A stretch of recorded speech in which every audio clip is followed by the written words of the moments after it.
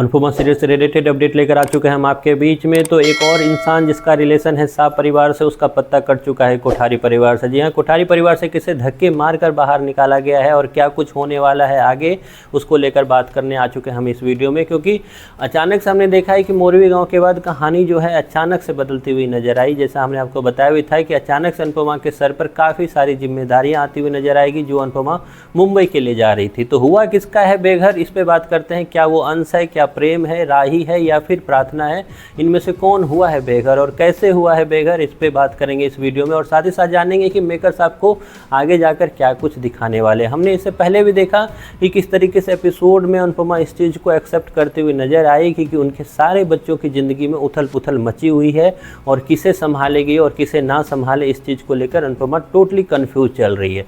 अब आगे क्या होने वाला, हमने जहाँ रिसेंट एपिसोड में देखा कि राही और अंश जो है पूरी तरह से इल्ज़ाम लगाते हुए देखे किस पे, तो गौतम पे। लेकिन ये इल्ज़ाम जो है वापस उसी पे आने को रह गया क्योंकि इनके पीछे जो सच्चाई थी वो प्रेम की सच्चाई थी। हालांकि प्रेम की सच्चाई फाइनली बाहर आ गई, लेकिन इसका रिएक्शन जो है उतना नहीं होगा जितना आप लोगों ने सोचा हुआ था। लेकिन किसी और के सर पे फूटेगा ये सब कुछ। जी हाँ, वो कोई और इंसान नहीं, वो है अंश। जी हाँ, अंश होगा कोठारी परिवार से बाहर। इसके बारे में हमने आपको पहले भी बता रखा था वीडियो में कि अगला नंबर जो है परी के बाद वो अंश का ही है।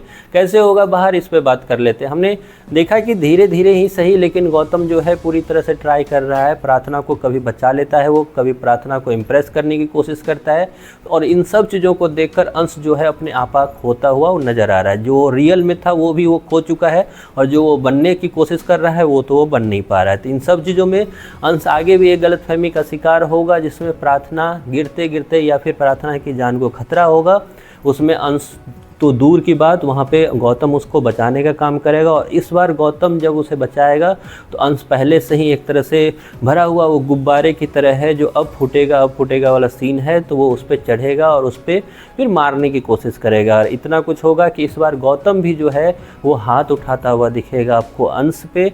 जिसके बाद होगा यूँ कि पराग कोठारी वहाँ पहुँचेगा और पराग कोठारी अभी जिस मूड में है वो आपको दिखाई दे रहा है। अंश का कॉलर पकड़ के पराग कोठारी जिस तरीके से गौतम को बाहर किया था उस तरीके से पराग कोठारी इस बार अंश को बाहर करने वाला है। इसके बाद होगा यूँ कि अंश फिर वापस आपको दिखेगा सांप परिवार में आकर, और सांप परिवार में एक एक करके, जैसे हमने पहले भी आपको बताया था, वो सारे बच्चे जो कभी सांप परिवार के हिस्सा थे, मेकर्स का यही एक तरह से मन है कि वापस सब बच्चे जो है सांप परिवार में वापस आए।